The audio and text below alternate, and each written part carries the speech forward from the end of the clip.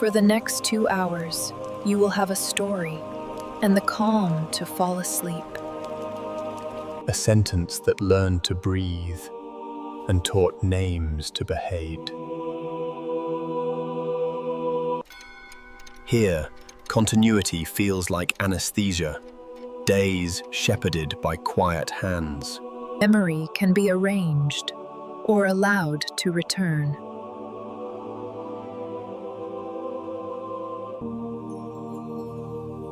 Answers arrive kneeling. Keep the karma, keep the breath. Let meaning refuse anesthesia.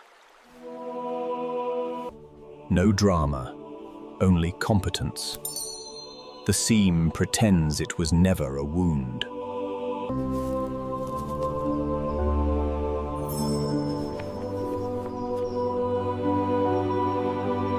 I was ordained to keep silence, and I kept it so well that even my breath learned to arrive on tiptoe.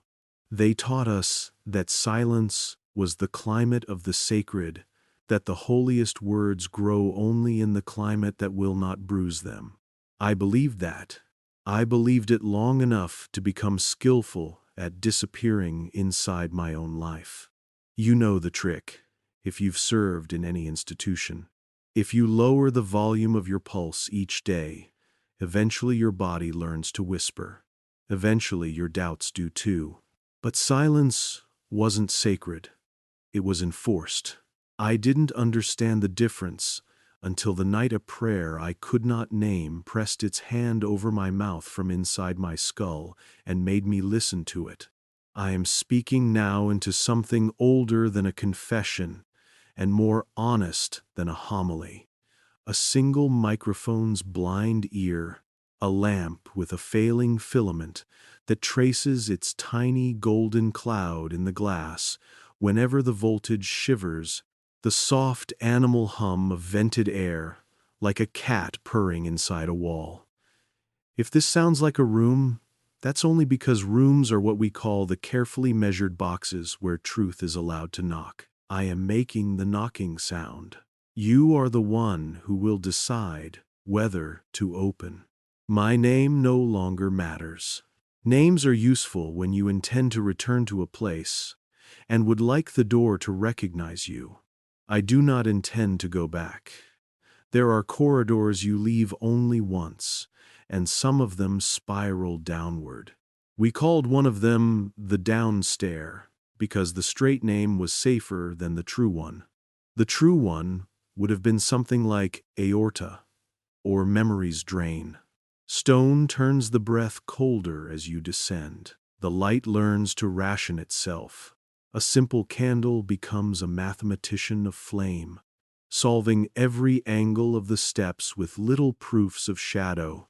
By the time you reach the bottom, your eyes feel oiled the wrong way. Slick on the inside, dry on the out. The smell there is older than language, parchment warmed, then cooled, animal glue, iron hinges, olive oil that has slept for decades and now dreams of pressing again, and that faint copper note that the nose wants to call rust, but that the tongue, if it ever tasted it, would call old blood dried thin on vellum.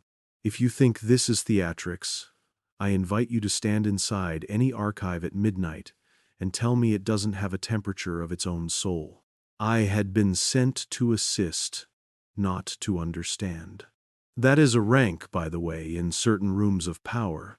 Assistant to understanding. It means you will touch everything the mind touches and be paid to carry the gloves. On my first month, I learned to read handwriting as if it were a posture, the proud swoop of a cardinal who thought his flourish would reassure God of his loyalty.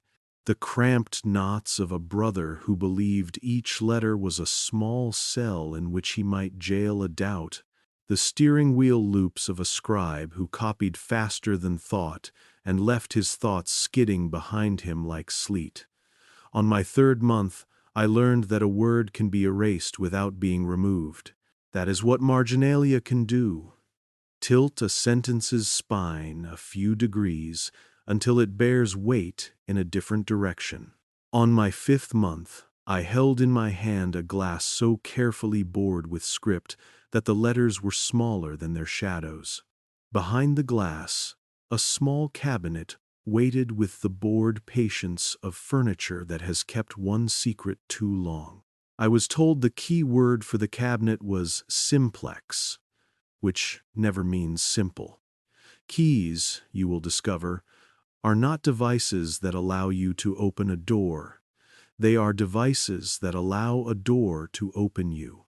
I turned mine as instructed, and the cabinet gave its dry cough. And my mentor, if you can call a man who never raised his voice above a prayer and never raised his eyes above your collar, a mentor tilted his head at the shallow drawer. "Look, but do not fix," he said. It sounded like a surgeon's instruction spoken at a grave. Inside, on glass plates, were lists of names under a heading that translated something like pro animo tessendum, for the good of souls. Silence. The names were not of heretics. Heretics are loud. These were names that once sat on the calendar like harmless birds on a wire. A few had stories so small they would vanish if you breathed too nearby. A few were little regional fires of affection, saints of bread ovens and cough cures, saints of fishermen and thunder-quiet nights. One by one they had been shifted, renamed as local devotions, or, more often, not renamed at all, simply not mentioned in the next printing. A saint dies twice, once the body, once the candle that no longer remembers where to pool its wax. Reconciliation, my mentor said, as if pronouncing a major artery. You will hear that word often. I am not being coy. I am being careful. If you are listening in your bed, if you are listening in a car at the border of sleep where the mind looks both ways and seeing no danger decides to cross, I want you to understand the slope of what I walked. There are chambers down there devoted not to doctrine, but to geometry. There are maps that do not chart coastlines, but nights, the lengths of eclipse, the average obedience of stars, the way a calendar might be made to kneel in a more perfect posture if you ask it to wear a brace. You have read about reforms, of course, the polite word we use when one authority shakes hands with a clock and tells it where to stand. But reforms are for public consumption. They are announcements. Below, in the air that has learned to be heavy, the work moves with a different grammar. We did not say change. We said align. We did not say cut. We said reconcile. We did not say erase. We said retire with honor. To name a gentle word is to anesthetize the hand that wields it. On the night that matters, my mentor motioned to a table that looked as if it had been carved from a cloud of light. That sounds ridiculous, but there are woods that hold brightness the way bread holds warmth. On the table sat an object no larger than a man's hand, cool as water found at the bottom of a well, shape of a cross, but geometrized into something the eye kept wanting to measure and could not. Its edges showed no human patience, yet were all patience. Its planes were perfectly wrong, the way a prism is wrong for thinking it can keep light inside it. This one did.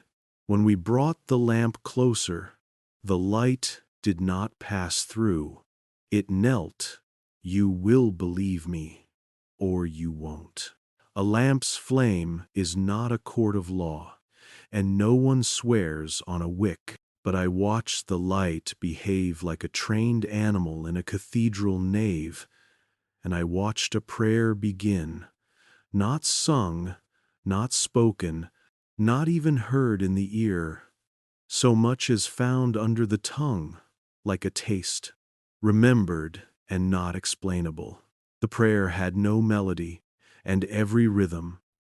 It pressed itself into the beat of my blood, slow, without argument, the way a river claims a leaf. If you listened long enough, the prayer made your lungs decide to be steady. If you listened longer, the prayer made your sense of minutes loosen its grip. And then this is the part the mind laughs at. When the mouth tries to say it, the prayer kept going after you stopped. And it kept going in such a way that the stopping felt like disobedience to timing itself. "Do you hear?" my mentor asked. And his voice sounded as if it had been standing in the next room for an hour. I said yes, and he nodded, and we both stood like doctors measuring the pulse of a sleeping child. There are reasons to put a prayer in the throat of a crystal. If you were to take a city's bells and wire them to a single string, and you wanted that string to vibrate in hours rather than seconds, and you wanted the vibration to be the sort that made the bones of those who heard it accept a suggestion, you might choose an object that could refuse light and therefore negotiate with it. The cruciform negotiated. It received not only brightness, but attention. It asked both to slow down, to file in, to line up. I did not know then, not fully, what it wanted at the gates it made of our ears. I know now. It wanted memory to agree. From childhood I had imagined my vows as a kind of pilgrimage, with a city at the end, a city lit by the kind of clean light that is its own proof. But the real work was labyrinths, not cities. A labyrinth is not a punishment. It is a pedagogy. You learn to let your questions walk in circles until they run out of unhelpful breath. I learned to shelve books by feel, their bindings running river cool under the fingers, and to recognize how a ledger that begins again in the wrong decade can be taught to apologize to itself. "The world drifts," my mentor would say, and tap the calendar with his knuckle as if it were a reluctant mule's flank. "We keep it from wandering off the road." He meant feasts and fasts and the centuries their liturgies float upon like lilies on a pond. But sometimes his knuckle would press harder, and he would listen, and I realized he was listening, not for the sound a calendar makes when you discipline it. There is none but for the sound your own conscience makes when it tries to. "It is not coercion," he said once, which is a thing only said when coercion has already entered the room and would like to be told it is a guest. You likely imagine copyists in candlelight, patient as bees. There were such rooms, and I loved them. I loved the way a monk's correction line could be tender, as if he were combing a child's hair. I loved the smell of ash warmed by breath when someone blew a mistake dry. But there were other rooms. The scriptorium of corrections was one, a narrow place where the air had learned to be careful of itself. There we did not add, we trimmed. We did not lie, we aligned.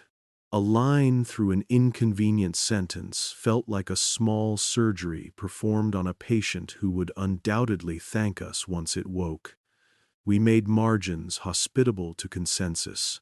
We taught old paragraphs how to live in new company. Penance is a sacrament. Revision is its bureaucratic cousin. Do not think we invented this. Institutions that manage human days always discover how to manage their story of those days, and they call it stewardship. What made our stewardship different was the metronome in the glass cross. When the cruciform opened its quiet like a throat, when the room agreed to breathe along with it, time became a cloth that could be laid flat and smoothed, its wrinkles coaxed toward the corners, where the eye will forgive untidiness. We would stand by the backward clock, the one set in a side room misnamed bell maintenance, as if bells needed therapy, and watch its hand step backwards with the gorgeous confidence of a well-trained liar. A hand that can step backward without shame is hard to argue with. The bells above never noticed. They rang where they were told to, and noon arrived where we placed it, and Easter found its agreed-upon Sunday, the way a well-instructed pilgrim finds the station he was prepared to find. Do you think me monstrous? I remember, with a tenderness that shames me now, the relief of a file put in order. There is an intoxication to neatness when the mess is centuries long. A saint without a feast is like a window without a wall. Where does the light go? We gave some their walls. We took others quietly away so the light could be redistributed. That was the language. Redistributed. The first time I signed my name to a reconciliation ledger, my hand shook only until the prayer discovered my pulse again and sanded it smooth. Later I would lie awake and try to arrive at a word more honest than reconcile, but words like to stay where they are paid. You will discover this about them if you push them too far. They belong to the mouths that feed them. The night my doubt grew bones. A novice asked whether the prayer ended when we slept. He meant no rebellion. He meant curiosity, the kind that doesn't yet know it must wear a disguise. Our supervisor smiled with a father's patience and reassigned the boy to the mirror room. Not punishment, he said to me. Some reflections must be taught their proper household. The phrase felt clean as linen, and it hid hooks. I asked what the mirror room was, and he explained without explaining, a place where the face learns to agree with the name. When the novice returned weeks later, he had the careful cheer of a man who has been convinced that questions are manners.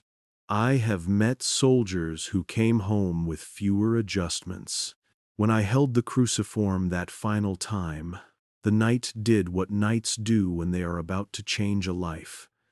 It made a small, almost impolite sound, like a hinge telling the truth. The glass was colder than my skin should have tolerated, as if it had been bathing in a slow river that the day could not find. The lamp's light reached it, surrendered its shape with theatrical humility, and knelt. I use that verb because it is the right one. Kneeling is not collapsing. Kneeling is strength deciding to bow. Around the room, the usual furniture performed its act, shelves signifying permanence, tables signifying patience, a chair in the corner signifying fatigue, but the air felt suddenly like the inside of someone's closed fist. The prayer arrived at the back of my eyes and began to count, not seconds, but obediences. I stood as one stands when an indeterminate order has been given, and you have been trained by long service to assume it applies to you. From the watchtower above, I will tell you about it later. The ceiling's painted night seemed to lean down through the floors as if curious about its own reflection.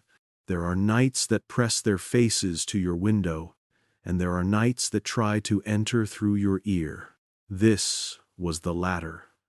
My mentor, whose name you do not need because names bind the tongue in obligations you have not consented to, breathed out once and allowed the prayer to borrow that breath. Hold, he said, and I did, and the object taught my hand a stillness I had not thought a hand could be taught. Something in the cruciform, call it a facet, call it an appetite, found a rhythm in me and asked for it. You might think of it as hypnosis, if hypnosis were a cathedral's worth of time compressing itself into the length of a human lung's exhale. I thought of snow falling in the dark, how each flake is a choice gravity makes, and how no one ever argues with gravity for long. It would comfort you, I imagine, if I told you there was a moment of cinematic rebellion, a swung door, a shouted no, the heroic crack of disobedience.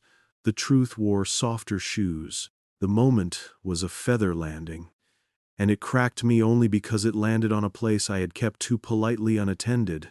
I saw, in that watery, lamplit lucidity, a crystal can broker how a year acquires its official mood by being told where its feast must kneel. I saw how a child's birthday can be shifted by a week to harmonize with the new parish calendar, and how the child will never know that his own day has been taught to obey, and how he will carry that obedience into the way he asks for things. I saw a ledger that ended in 912 and resumed in 1054 without a burial note in between, and I watched the 42 years walk off the page together like a choir leaving a sanctuary, and there was no one left behind to lock the door. And I saw, more than I am proud to confess I could see, the way the prayer, the endless one, the one that wants your breath to forget that it belongs to you, first grew louder where questions were born, and then taught those questions to speak more slowly until even they fell asleep, standing up like tired guards. When the moment ended, nothing in the room had moved but me. My mentor's hands rested loosely at his sides. The lamps behaved like obedient sons. The backward clock in the side room argued calmly with the notion of forward. A bell far above announced a change the air down here did not bother to acknowledge. I realized I had been crying in the quiet way a child does when he discovers that courtesy has a price. "You heard it," my mentor said, and his voice contained both pride and something like relief, as if a heavy package had been successfully transferred from his arms to mine. "It is a mercy," he added, "and there are words that can only be spoken by those who have forgotten their original meaning. Mercy implies a hurt that could have been worse. What had been spared? What had been prevented by this arrangement of breaths and bells and schedules and the little glass cross that devoured light like doctrine devours curiosity and then smiles to show there are no crumbs on its lips? I would like to tell you, I argued, but arguments require air that has not been trained. I did something smaller and more dangerous. I listened to the echo after the prayer, the thin, lingering ring it leaves in the skull like glass cooling, and I asked myself a question I had never permitted to finish forming before. If a prayer never ends, who is the God that refuses to let it? I did not say this aloud. I let the question exist just long enough to discover that the room had an immune system. The prayer returned, gently, and wrapped the question's throat with gauze. This is how enforcement looks when it loves its reflection. Clean, efficient, pious. I carried the cruciform 2 steps toward the copper door, because obedience is muscle memory, and the body likes to prove it has learned the lesson. It grew heavier as I moved, not in ounces but in insistence, as if it were explaining weight to me in a language my wrist could understand. There are objects that belong to rooms. There are rooms that belong to objects. The cruciform had made the room a kind of nest. I set it back before it could teach my bones a lesson I did not wish to learn that night, and the prayer thanked no one and continued. Later, lying in the thin dormitory dark, where men breathe in ordered rows like a score, the night has learned to sight read. I could still taste limestone on my tongue. That taste is the beginning of stone in a life. There would be more nights like this one. There would be the Watchtower and its star-painted confessionals. There would be the Hall of Unnames, where saints lend their faces to oblivion without complaint. There would be maps that redrew winds like borders, clocks that practiced the discipline of denial, ledgers that nodded when asked to prove that the years had carried themselves with appropriate decorum. But before all of them there is this, a small glass cross in a room that teaches the air to hold its breath, a prayer that has a better memory than you do, and a man who learned that he had been ordained not to protect the sacred, but to preserve an arrangement. I am not asking for your anger. Anger is a fast fuel and burns dirty. I am asking for your attention, which is the slow flame that kitchens use when night is long and hunger is patient. If you have ever felt that a date was slightly wrong, that a holiday had shifted by a notch and no one else noticed, that your grandmother's map knew a coastline, your phone refuses to admit, keep listening. The worst thing for them is not rebellion. The worst thing is memory returning with witnesses. Forgive the length of this beginning. Confessions are like staircases. They must be descended fully, or they are only a landing. I am coming down. The bulb above my head is making that tired gold halo in the glass again, and the microphone's blind ear looks like a small, dark mouth that will not judge me for speaking. I am not brave. I am merely late. But late is still a time, and time, despite its training, still knows how to be honest when you pry its fingers gently from the clock and ask it, with unthreatening voice, to tell you what it remembers. I have asked. It has begun to answer, and somewhere far above, a bell is ringing in a noon arranged by men who prefer the sun to enter on schedule. Down here, we will let the light arrive when it chooses and see what it illuminates that the schedule forgot to list. I was ordained to keep silence. I am keeping something else now. If you are already half asleep, let that be the door that opens.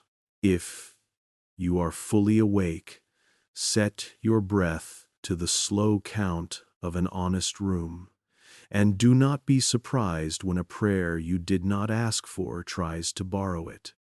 You may lend it for a minute, but when the minute returns, check your pockets. If you find them lighter, you will know why I have come. Silence wasn't sacred. It was enforced. I will teach you, if you'll let me, how to hear the hinge that tells the truth before the door pretends it is only wood. They told us there were only 3 kinds of doors below the palace: those that opened, those that stayed closed, and those that made a third choice. A door that makes a third choice does not swing or lock. It thickens the air until walking through it feels like refusing a sacrament. We called that third kind the downstairs breath. It begins at the turn where the light thins into threads. I learned to descend by counting the breaths I did not want. That is a useful trick in any bureaucracy. Measure your compliance with a metronome you didn't choose. Each rotation of the spiral made the air denser, as if the building were an enormous lung growing fond of its own emptiness. The torchlight behaved responsibly until it didn't. Then it ran ahead in strips, a prudish skirt deciding which steps deserved hemline. Stone keeps its weather. Down here, the climate was archivable. I could feel the dust's opinion of my shoes. At the first landing stood an iron gate that had once been painted to look like wood. The old paint now peeled in tatters that resembled a bad memory of bark. Beyond it, the room of chains. Every book in that room had learned the etiquette of captivity. Links descended from a bar like rosary beads in iron, fastening spines to desks so politely you might mistake submission for furniture. Not for theft, you understand. No one steals where time has already been extracted from the air, rather to declare that the text would not walk away from its assigned century. A chained book is a collared dog trained to bark only where you need it. I ran my finger along one chain and came away, smelling a history of hands. The bindings had the distrustful shine of things repeatedly dusted by men who tell themselves they are preventing decay while secretly enjoying the ritual of fighting it. "Read without moving them," my mentor said. "Let the room turn the pages." He meant it. The tables were on a system of underfloor tracks so subtle you could be persuaded you were stationary, while the desk made its amiable pilgrimage to the next chained volume. There was mercy in it. The books aged slower if they didn't have to suffer human distance. But there was discipline in it too. The reader became the pivot around which knowledge politely revolved. If you sat there long enough, you would begin to assume that center was a virtue you deserved. The books themselves were less solemn than their chains. Margins doodled with constellations that shouldn't have lived beside theology. Small diagrams of wheels within wheels, annotated with sweetly practical notes. This cog sulks in damp, and in one Latin psalter, a set of numbers running like a confession along the gutter of the page. A scribe counting hours out of boredom, or faith, or both. Many had clasps shaped as little hands that knew how to refuse. I learned to adore those hands for their honesty. A clasp that looks like a hand understands the contract. I will let you open me if you admit you are doing violence to my sleep. We left the chains for the Atlasum, a room mistaken for cartography, its ceiling painted with skies that were surely memories, not nature's. The atlases did not depict coasts so much as night's ink-dark continents of eclipse, estuaries of moonrise and tide, meridians measured not in longitude but in obedience, where stars had agreed to be found by priests rather than sailors. One vellum sheet bore a vellum overlay of transparent sewn skin. When I lifted it carefully, the top layer showed a cloudless firmament, and beneath, with a cartographer's grudge, a second sky revealed the hidden routes of comets and the years in which their returns were declared spiritually inconvenient. The legend was a line of tiny crosses, each cross a decision to forget. The map taught me the first lesson of downstairs scholarship. If you can draw a line, you can declare a border. If you can declare a border, you can decide what deserves rescue on either side. Adjacent, a narrow corridor of copper, finger grease to a familial shine. This was the approach to the scriptorium of corrections. When the door shut, it murmured like an absent-minded ancestor repeating a prayer under his breath. You would expect the famous smell of ink. It was there. Yes, the quiet, lacquered perfume of soot and gum Arabic. But what dominated was lemon and the faintest sterile ghost of lye. Lemon to fade without tearing. Lye to persuade stubborn strokes they had always wanted to be lighter. We did not call it erasure. We called it restoration. We returned texts to the condition of usefulness, my mentor said, stroking a parchment's tired hair. Usefulness is a religion in any archive that keeps an altar to the calendar's nerve. On the central bench lay a palimpsest bandaged with silk. A young brother lifted the silk like unveiling a portrait no one had commissioned him to admire. The undertext was a sermon promising the end of the world to parishioners already in their century, mostly done with waiting.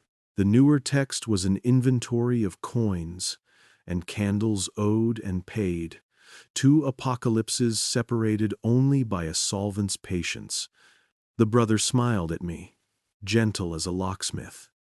We have saved both, he said. We have taught them to share the page.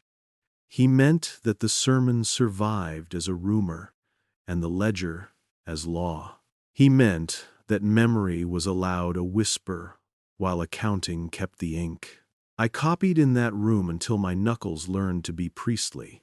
The corrections ledger grew under my hand, and every entry was a small oath to harmony. Feast renamed, story amended, date harmonized, saint translated to regional devotion. We never wrote removed. Removed is an ugly word, and ugliness notices itself. Sometimes a name did not vanish. It was warmed until it blurred and then encouraged, like fog, to lift. We had a phrase for it, nomen ad quietem, a name put to rest. On certain afternoons, when the Cruciform's low hymn thickened in the corridors and the backward clock paced in its little therapy room, the work felt clean enough to pass for mercy. Down another corridor, in a cabinet labeled Simplex, Never Simple, we kept the microscript glass slides, each one a meadow of letters so small their shadows were easier to read than their ink. We held them to slant light. The words surfaced like minnows, flickering from illegible to insistently clear. The slides listed feast days to be retired with honor, relics to be relocated to contemplative obscurity, local saints to be cherished provincially. That last phrase a masterstroke, pity married to containment. All of it catalogued with parenthetical instructions for catechists and printers to avoid scandal of sudden absence. We anticipated grief and wrote it new hymns. Near the simplex cabinet, a small alcove housed 3 reliquaries that were not reliquaries, glass tablets, etched not with saints' bones, but with saints' edits. On one, a hand had engraved a litany of titles to be lifted from a man whose cult had grown inconvenient, patron of drowned sailors to be replaced with intercessor for coastal weather. I ran my thumb along the cold edge of the glass and considered the difference. It was the difference between salt and calendar, between life and schedule. Language is a harness, my mentor said behind me. If it does not fit, you shave the horse, or you shave the strap. We cannot shave the horse. I did not want to ask who we was. I already belonged to it. The hall turned again, became narrower, confessional in its measurements. Here was the hall of Unnames. I went in alone the first time because alone is how one should learn what deletion looks like when it is taught to behave. Rows of niches, each once cradling a statue whose identity had been the only reason it deserved stone. The faces remained, the names had been filed off with the tenderness bureaucracies reserve for permanent solutions. Marble heals slowly, but it does not forget entirely. Chalk dust, faint as the breath of a sleeping thing, still lived at the base of certain plinths. In that room, candles burned with a posture I had not seen elsewhere, as if the flames themselves suspected their parish had been redrawn. I stood before a statue whose palms cupped air and tried to hear the older name in the way the wrists remembered their pose. It is possible to feel devotion devoid of address. It is a loneliness that almost passes for peace. On the opposite wall, masks. Not theatrical, pontifical. A row of faces carved in stiff cloth and authority, calibrated for distance viewing. We keep these not to deceive, I told myself, but to ensure continuity. A city cannot afford a face that flickers. A liturgy cannot tolerate a throat that coughs at the wrong line. If plague or politics carved out a vacancy that ceremony could not admit, you would want a face that looked like succession, even if it belonged to caretaking. The word you are avoiding, I said to myself, is stand-in.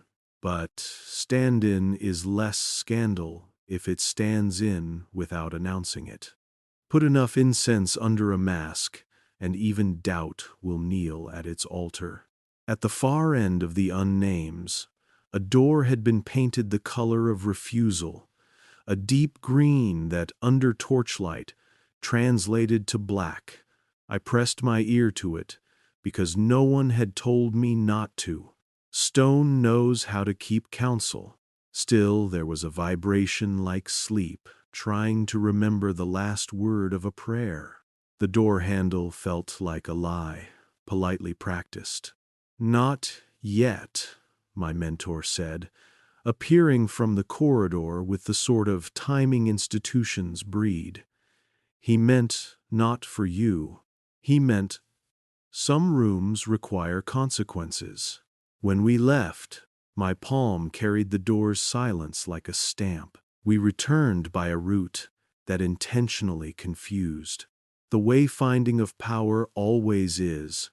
A stair that ought to have degenerated into cellar simply opened into a gallery of instruments, astrolabes, armillary spheres, the remains of a clock whose pendulum had been trained to sleep backward.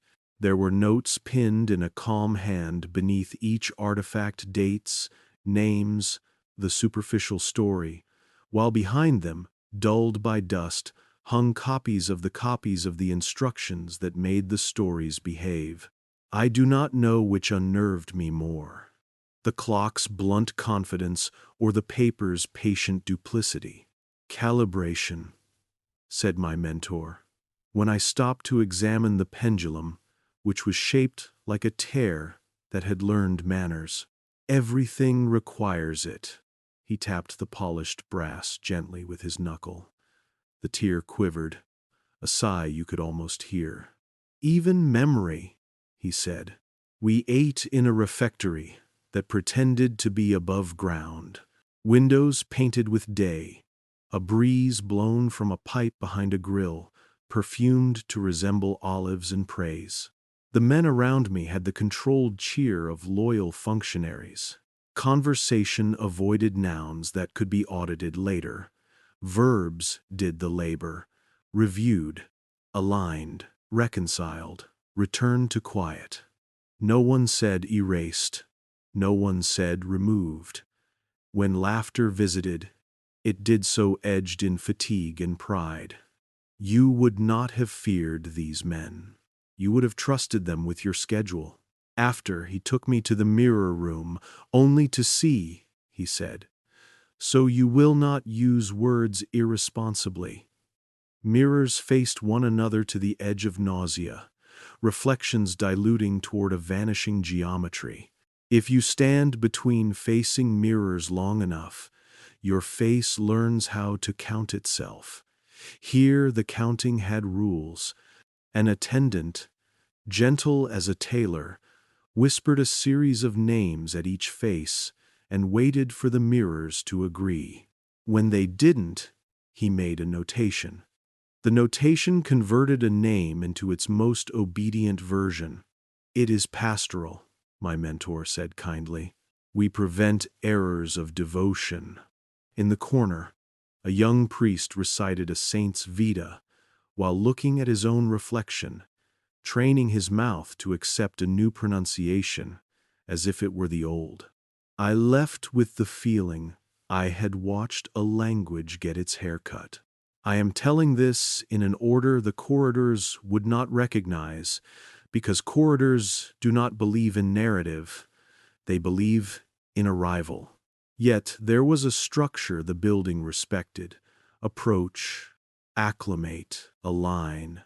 Every threshold downstairs taught your breath a different posture until, by the time you reached the rooms that mattered, you were already shaped to fit them. Imagine a smith making a scabbard and convincing the sword it had always been meant to rest. That was the pedagogy. We ended the circuit at a chamber misfiled as bell maintenance. Bells do not live here. They sleep upstairs like golden mouths awaiting instructions. Down here, 12 pendulums ticking with the unctuous self-confidence of trained metronomes and one clock that counted backward. If you did not watch it, you could believe it lied with discretion. If you stared, it defended itself with charm. The hand stepped back as if retrieving something you had dropped a courtesy. Beneath it, a plaque, its Latin neck starched. Tempus accommodatur saluti. Time accommodates salvation. Not theology, my mentor said. Engineering. And the way he said it made me want to be an unbeliever of a very exacting kind. And then, not with thunder but with the administrative click that accompanies any approved procedure, the object returned to my hand, the crystal cruciform. I had not asked for it. It does not respond to asking. It responds to availability. The prayer that lives inside it had not been idle while we toured its colleagues. It had been measuring me, sanding my breaths, smoothing the creases in my attention, teaching each minute to accept a longer hem. When the cruciform touched my palm, the room learned new manners. Light performed kneeling again because that is part of its catechism here, and the prayer resumed with the dutiful persistence of river. You know how a river insists it is the shape of the valley? That insistence is geography's hymn. The cruciform sang in that key. Hold, said my mentor. Listen. I had done both. This time, he added, count. I did not ask what. Count. What is the sort of question that makes supervising eyebrows consider new assignments for you? I counted the feeling of minutes softening, the way a page softens when an eraser's rubber coaxes an adjective to behave. I counted the way doubt thinned, not into belief, but into the civility that lets procedures pass without knees knocking together. I counted the distance from my sternum to the edge of obligation and found it had become roomier, as if someone had loaned me space I would have to repay. The prayer did not speak words I could translate, but each cycle left the sensation of a clause that wants only one thing: agreement. Agree that noon is a courtesy we perform. Agree that a saint can be honored more generally, and thus loved less dangerously. Agree that an invention can be called a relic until curiosity goes to sleep among the candles. Agree that missing years are like missing teeth in an old man's smile, untidy but kind to the tongue. Agree that alignment is mercy, because misalignment causes questions, and questions cause appetite, and appetite ruins sleep. Somewhere between one count and the next, the backward clock skipped. It didn't leap. It corrected. The hand withdrew from a minute it had too hastily admitted, and the room forgave the hand, and the prayer congratulated everyone for their cooperation. I felt there is no other vocabulary for this. The edges of my yesterdays rearranged themselves to better match the story pinned beneath the pendulums, like a butterfly expected not to notice the pin. The sensation was not pain. It was tidiness. Tidiness can be narcotic when the mess is older than you. We put the cruciform back. It grew heavier as it neared its stand, a gravitation not of mass but of belonging, as if the room had been shaped around the object's appetite and resented its temporary absence. I let go when the weight ceased being a quantity and became a suggestion. On our way out, we passed the simplex again. A sheet slipped free of its stack, as if tired of stillness.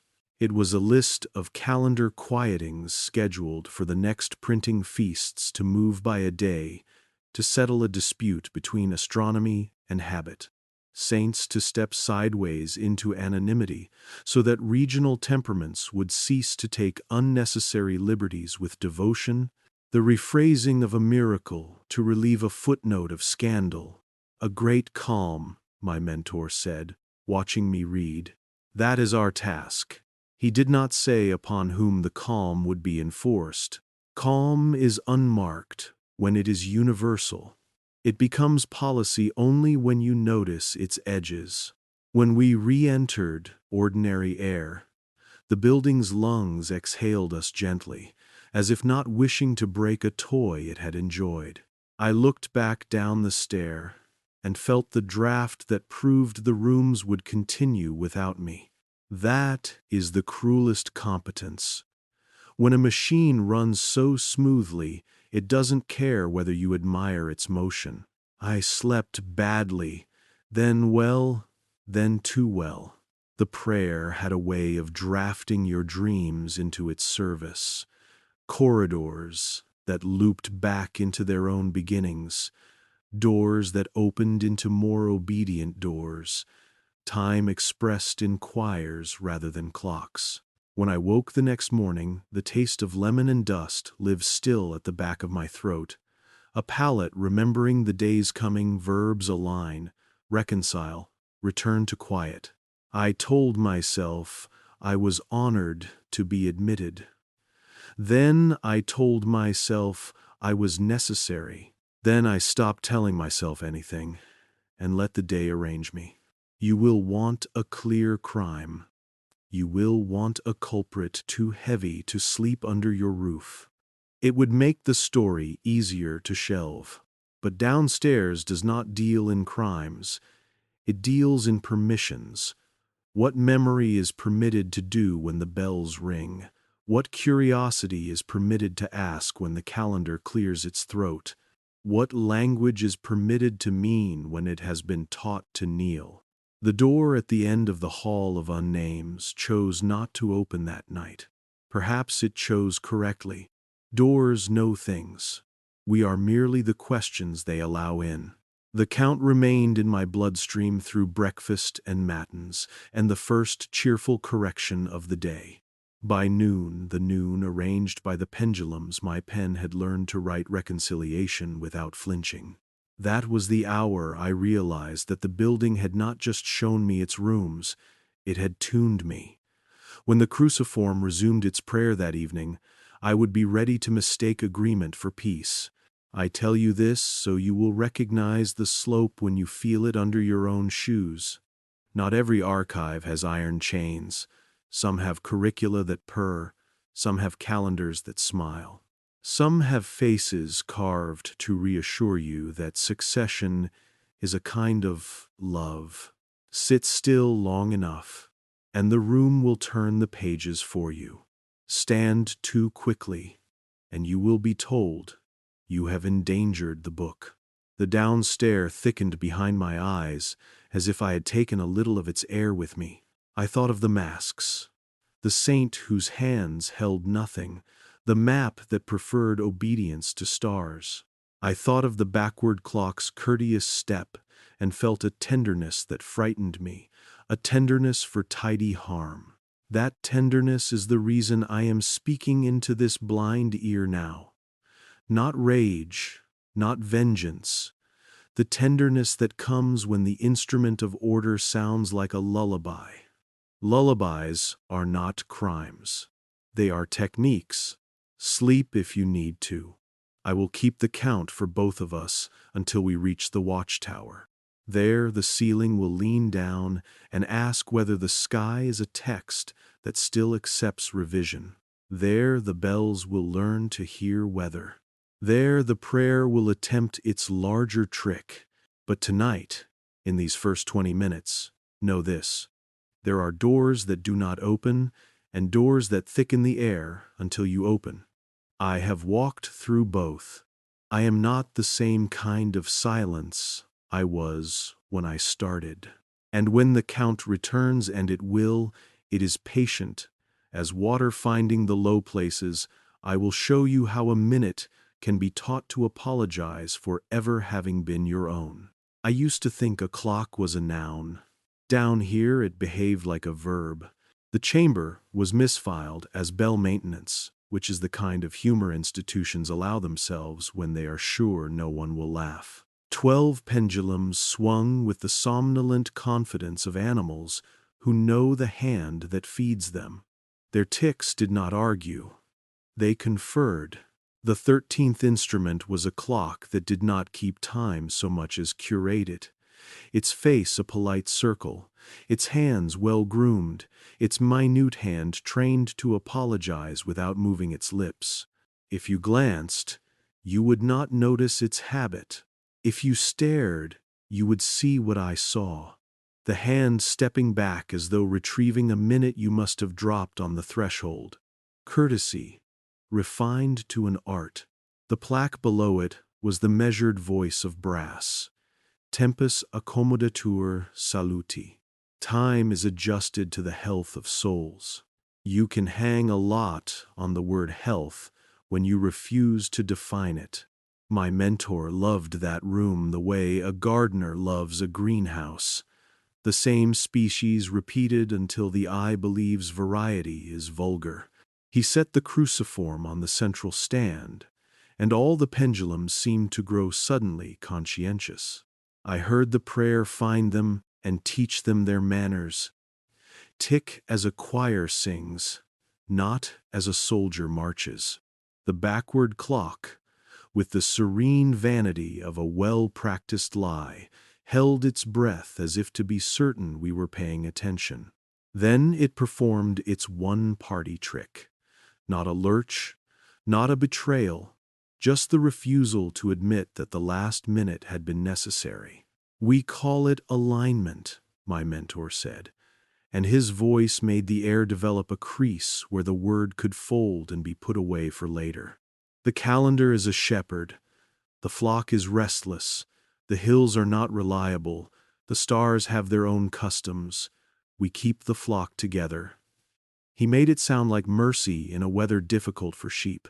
You have heard of reform, Julius Caesar's tidying of the year, Gregory's correction of drift. All the respectable verbs: standardize, harmonize, reconcile. If reform is the history the stairs tell to the upstairs, then alignment is what the stairs say to themselves when they are sure the rooms cannot overhear. It is a technician's romance with levers and results. I stood with my palms at my sides and watched the minute hand decide to revise its biography in public. It withdrew a tick and wore its innocence like a halo. The prayer looked on, proud as a beetle. Evidence lives in drawers. I opened one. The files were paired like twins that had learned, for family peace, to dress alike. I read a monastery ledger that ended in 912, then resumed in 1054 with a neat list of bread ovens and beeswax. No mention of funerals for those 42 years. A red thread climbed the margin as if searching for breath. In another folder, a decree drafted under one-hand ink. The color of dried plums was promulgated 70 years later by a pontiff who, on paper, hadn't yet been born when the draft first cleared its throat. Continuity, my mentor said, seeing my expression. There must not be gaps in the speech of the world. People grow nervous when the sentence stutters. He said it as a physician might say we must set the bone. Pain is not mentioned because setting is a good word. We moved to a wall of calendars arranged like polite saints, each halo a month, each robe a season, each face slightly different, but agreeing to be related. A thin vellum overlay had been pinned to the frontmost year. When I lifted it, the months underneath were the same shape but shifted by a day, as if each had been asked to step aside for a late-arriving guest. Astronomy, he murmured, is a stubborn parishioner. Habit is the altar guild. They rarely arrive at the same time. The overlay was not a lie. It was a dress rehearsal. In the margin, a hand had written, "Move quietly. Avoid scandal of sudden absence. Pair change with feast of high consolation." We were artists of consolation. The room had an acoustic all its own, the sound a church makes when no one is praying.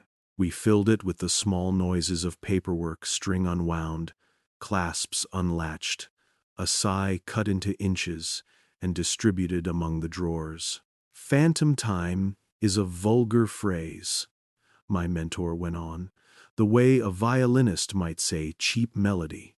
What we accommodate is drift. The world is round. Clocks are manners imposed on a circle. Your eyes were baptized on a square page. You will always suspect the circle of insolence. He said this with a smile that had been trained to pass for kindness. The cruciform glowed inside its throat. The backward clock retrieved another minute and pretended it had found it under the chair. I asked, because I was still young enough to believe that asking had a future, what happened to the people whose days we edited? He nodded in the direction of a shelf that had convinced itself it was a horizon. They live as they always would have lived. They remember what fits. They forget what would have harmed their sleep. Sleep has always been the unofficial sacrament of power. Call it peace, and you can anoint it. In a side cabinet, the kind with unlabeled shyness, there were docket folders stamped with a sigil that meant not for narrative use. Inside, small errands we performed on behalf of centuries.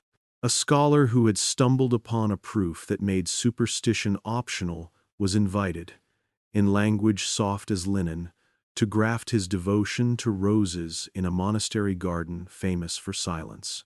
His correspondence, reassured and then reassigned, tapered into botany.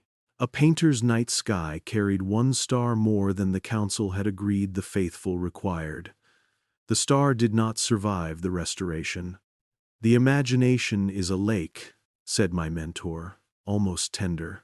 We place stones so the pilgrims will not slip. The verb place does not confess its cousins. Remove, conceal, deny. Verbs enjoy, nepotism. The pendulum swung. The prayer poured itself into the mechanics like oil learning how to be calm. I felt the old seduction return tidiness, that graceful anesthetic. We stood before a chart showing how Easter might be persuaded to present itself obediently in a range agreeable to custom and harvest. The calculations were not sinister. They were careful, even affectionate. But affection, when it belongs to procedure, becomes a harness. If you have ever adjusted a child's bedtime because the household needed a different mood at breakfast, you have the soul's blueprint for everything we did to centuries. At some point, time down here is a politeness that leaves when it is told the backward clock hesitated. Not much. Enough to notice. If you were already teaching yourself to see the difference between wood and the story wood tells about itself. The hand reached, then reconsidered. For a breath, the room possessed a pulse of honesty. With that pulse I saw, as one sees a far window clarify in rain, what alignment cost. A widow's anniversary drifted into the wrong day. Her grief, being a faithful parishioner, followed the calendar and arrived obediently 24 hours late, which meant her neighbors failed to bring bread when she needed it. A birth slid a notch to avoid a political inconvenience, and a boy spent his life feeling he was arriving either too early or too late to the rooms that mattered. A treaty's date stood where it had been commanded to stand, and a war learned to begin on schedule. None of this was dramatic enough to seduce a historian. All of it was exact enough to train a century. You are thinking of harm, my mentor said mildly, because the prayer helps the experienced hear thoughts the way they hear clocks. Harm is a blunt noun. We deal in adjustments. Adjustments are how the world keeps the polite company of itself. His voice had the neutrality of snow. I wanted to love the neutrality. I was tired. Neutrality is an excellent pillow. We went next to the comparanda, a long table where years lay side by side, like patients listening for their names in the hallway. 2 calendars looked identical until you asked them to sing. One kept Sabbath this way, the other that. One ordered its moons like pious children, the other indulged them. A column of notes ran between rename, resituate, relieve, reassure. The verbs were a choral schwa, meaning went to sleep inside them with its shoes on. I placed my hand above 1 year and felt the way a potter feels a bowl for symmetry, how the Cruciform's prayer taught the days to accept the pressure of a thumb. Let memory be arranged for the good of souls. The phrase appeared again and again in a hand that knew the dignity of italics. You could ask why the heavens do not protest, my mentor continued, as if we were discussing recipes. But the heavens have been generous with their interpretations since we first learned to inscribe them. Comets were indictments until they were shepherds of cycles. Eclipses were threats until they were rehearsals of humility. Every altar is a way of making a sky human-sized. He meant that the ceiling upstairs would forgive us. He meant that the ceiling downstairs did not get a vote. I opened another drawer. A map not of the world, but of anniversaries unhooked from their anchors and allowed to drift until the narrative could retrieve them elegantly in a different bay. The legend read, "Where griefs may be placed for civic benefit." I shut the drawer because there are sentences you should not let your eyes accept on the first try. Across the table, a novice practicing with a quill muttered the dates of councils, their names, and whether or not they occurred as if reciting the Beatitudes. He looked up when he reached one that had been convened only in the documents and smiled with relief at the permission to treat it as real. Reality is a muscle. If you exercise it in a room like this, it learns to bench press inventions and call them continuity. He led me to the old tower clockworks, salvaged into a demonstration model, cogs like devout teeth, escapements patient as saints in a rainstorm, palls that forgave themselves. Time is not a river, he said, and touched a ratchet with the soft impatience of a man telling a puppy to sit. It is an instrument. Rivers make a lot of mess in flood. Instruments tidy. The ratchet obeyed his fingertip like a well-raised child. In such rooms, dissent begins to think it is bad manners. We climbed a few steps into a glass corridor where a window of black overlooked nothing. It was mirror at noon, void at midnight. For the auditors, he said. I laughed the way a man laughs when he hopes the joke is gentler than it is. See? He gestured. In the glass are reflections, detached by half a second and then stitched themselves back. The cruciform in the stand behind us glowed as if remembering the faces of those who had begged it not to be itself. My reflection did not smile when I attempted it. The glass was slower than I was, or I had become slower than my glass. Either way, the clock behind us politely retrieved another minute, and my stomach rolled, a boat accepting a wake it hadn't earned. We returned to the pendulums.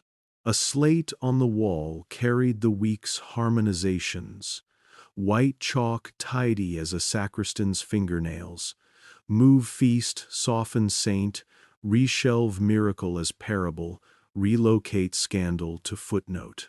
I read the list and felt the old vocational pride order as a kind of prayer that spares the clumsy from tripping. The pride was a door. The prayer knew how to thicken the air beyond it. Watch, my mentor said. He did not announce what. He never did.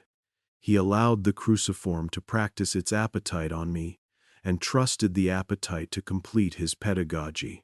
The backward clock, withdrew a minute so delicately, you might praise its etiquette.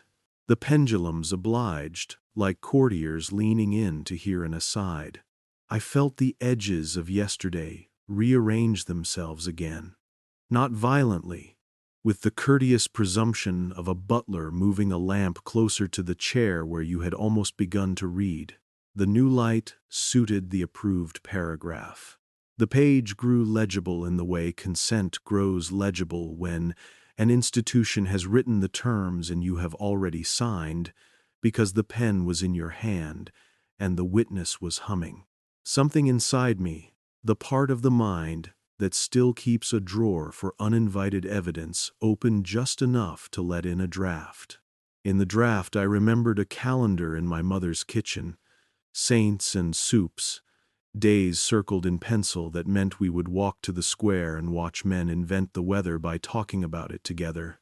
I thought, unexpectedly, of the day we forgot the anniversary of the friend who died, and how the grief came anyway, politely late, and how we apologized to the grief, as if it had been the one to misread the clock.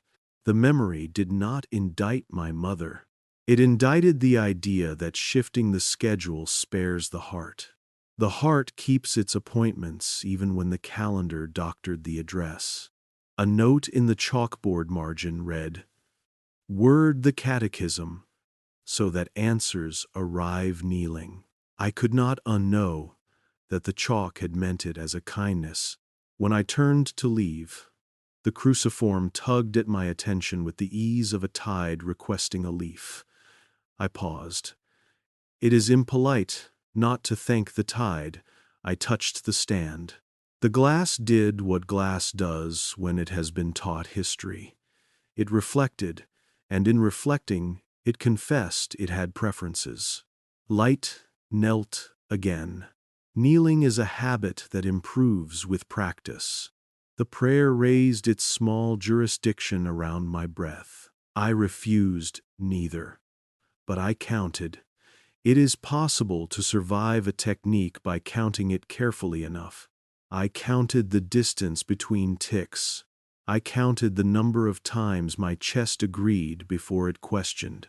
I counted the minutes the clock declared newly unnecessary and tried, as a child might try to hide a bruise, to keep one for myself. I failed, but the attempting taught me the shape of my refusal. We finished the circuit in the ledger room where the reconciliations lived. Each entry was a miniature ethics written in the syntax of bureaucracy. Cause stated astronomical drift, pastoral confusion, political delicate. Action taken rename, reschedule, redact, pastoral council issue hymn. Emphasize continuity, avoid sudden absence. Future audit review in decade. Confirm obedience. I signed my name to one. The pen behaved. The prayer purred. My signature looked like a man I no longer wanted to meet later alone. On the way out, we passed a corkboard with small notes in different hands. Don't let the lights flicker during harmonizations. Keep novices away from mirrors when fasting. Pair changes with charitable distributions to dull inquiry. The last one had a smile in the ink. Strategy wears humor the way a spear wears ribbon on feast days. Up the stair, ordinary air tried to convince me it had always smelled like olives and Sunday. The corridor widened. Names reattached to faces with the relief of magnets finding the refrigerator. A bell arranged its noon above. It was the noon selected, and in that selection was the jet lag of the soul. You can carry it without admitting it. You can call it piety. You can call it obedience. You can call it the weather. It will continue to be what it is, a small gravitational error you compensate for by walking more carefully than you used to. I slept that night and dreamed in mechanism. Not oppressive, efficient. Rooms returning to their default settings after visitors leave. hands that withdraw from minutes with humility. A chorus of pendulums, doing the kindest version of consent. I woke with the taste of brass and lemon, and that clean linen word health folded under my tongue like a communion I had not yet decided to swallow. If you are listening in bed, let your spine grow heavier where you are. Let your breath keep courteous time with itself. If you are listening at a desk, the lamp is doing its best to be kind. Either way, understand this. A backward clock never admits it is moving backward. It congratulates itself on fixing a misstep you must have made. The remedy arrives before the wound. That is the caliber of the craft down there. And the crystal keeps praying because prayer, when reduced to technique, can be poured like oil into any gear that refuses to smile. There will be a watchtower. There will be a ceiling painted with a night that leans down to eavesdrop. There will be bells that learn to hear weather. There will be maps of anniversaries and corridors that teach mirrors to agree. But here, in this room with its 12 pendulums and its one immaculate apology, I began to suspect the quiet difference between mercy and management. Mercy interrupts. Management rehearses. We rehearsed the century. The century agreed, and the minute I tried to keep for myself bowed, excused itself, and left the room as if it had other appointments arranged by people more polite than I. They trained us to think in arms, not arguments for arms, like a cross teaches direction. They said it made the work legible to the conscience. Consciences love diagrams. They feel like maps where no one can get lost if they walk carefully enough. I believed this until I watched a street vanish because its name had been retired with honor and thus could not answer when grief called for directions. The 4 arms were not equal in reach. Some took the throat, some took the hands, some took the clocks, some took the lights out of rooms and taught the furniture to pretend nothing had dimmed. When I say thefts, I do not mean burglary. Burglars confess the mess they leave. What we practiced was tidying so thorough the floorboards began to believe they had always been this clean. Control of knowledge. The silent annex did not like noise. Even the oil in its lamps smelled like a librarian's whisper. Here the books wore the bruises of long survival, corners scabbed with glue, spines that remembered other hands, edges foxed to the color of old catechisms. We called certain shelves combustible, in the way a calm man calls a storm weather.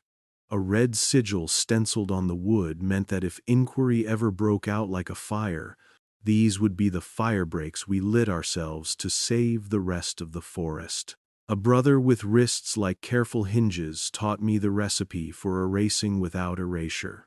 Lemon to coax, lie to persuade, gum to promise the surface it would not be harmed, and a cloth, always unbleached, folded in a manner that gave you 5 clean edges before you had to wash your conscience. On the table before us lay a palimpsest, whose undervoice was the Gospel of Thomas, thin as a ghost, pressed between plates of glass. Above it, more recent and more obedient, a sermon on patience. Both are true, the brother murmured, and used his gentle chemistry to cause the older voice to speak more softly. So softly, the trained ear could still hear it.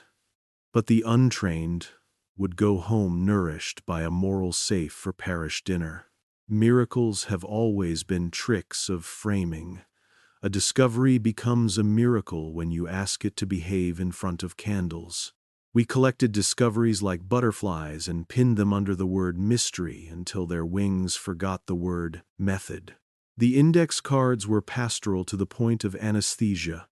If asked about the apparatus, praise the awe. If pressed on the mechanism, remind that wonder is a sacrament. There were diagrams of devices that never reached daylight, a lens that would have shamed a comet into confessing its orbit, a set of coils that sang electricity into a hymn too clear to be called superstition. Not withheld, my mentor would correct, hearing the disobedience in my breath, conserved. The laity are already overfed with spectacle.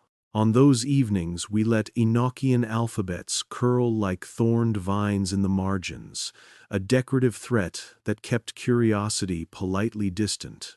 In a drawer labeled Res Helvetiae, I found a clutch of letters between a physicist and his conscience. His proof would have made a particular superstition optional. We wrote to him in a tenderness so immaculate he did not notice the leash. A fellowship appeared, monastic and quiet, with roses that needed a mind like his to argue them into bloom. He wrote back about petals and prayer, and died beloved by bees.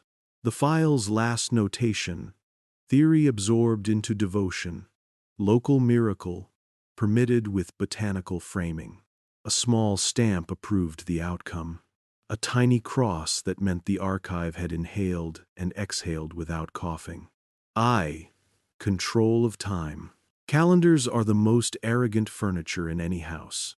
They insist they hang where the eye must pass. Our work was to convince the eyes they had always taken this route. In the rehearsal room, we practiced years the way choirs practice an anthem, altos of fasting, sopranos of feast, a bass line of tax. On a slate the size of a door, we chalked the equinox to different coordinates and watched Easter slip quietly between weeks like a courteous guest changing tables at a banquet. A novice with a beautiful hand copied the new moons, as if they were polite animals. He did not yet know that animals coaxed indoors learn the manners that keep teeth out of sight. We kept a chart titled Ages of Darkness, not to declare them, but to simulate them, to see how far one could dim a century without panic. It is easier than you think. You unhook anniversaries from their anchors and let them drift. You rename the stars and print the hymn sheets in a font that looks older than the sky. You teach schools to praise continuity until original. Curiosity suspects itself of vanity. Darkness is not the absence of light. It is a policy the lamps adopt. The backward clock was our instrument, not our God. We never prayed to it. We let the cruciform pray through it. When its hand withdrew a minute with apologetic grace, we were expected to produce paperwork that married the gesture to pastoral care. Avoid scandal. Pair with feast of high consolation. Schedule alms. Instruct confessors to link the change to mercy. If you think evil always wears black and speaks with relish, you have never worked in a room where the chalk squeaks only when someone forgets to moisten it. There was a ledger where wars were moved to dates that suited harvest, as if wheat should not be asked to die the same week as sons. A mercy, we told ourselves, a decency, we assured the parts of us still inclined toward nausea. On the next page, a treaty's signature learned to sit in a chair a week earlier. Peace must be punctual, someone had written. Punctuality is a virtue that forgives itself anything. Right eye. Control of collective memory. The Hall of Unnames continued to tutor me even when I was not in it. You can feel a filed-off name at the edges of things. The way a candle's flame favors one side, the way a statue's eyes become more river than stone. I learned to read erasure as a posture. In the archives, we kept a slim book that looked like etiquette and was how to retire a saint without scandal. First, praise his local fervor. Second, remind that universal love prefers the universal. Third, ensure a new devotion occupies his week like a tenant who pays on time. There is comfort in exchange, the preface promised. I have seen comfort used as an anesthetic so skillfully even pain thanked it. We maintained masks not for deception, but for succession. This is the kind of sentence that keeps a bureaucracy warm at night. Sometimes death arrived untimely. Sometimes distance refused to shorten. Sometimes politics insisted on a face, while the face we had was not available.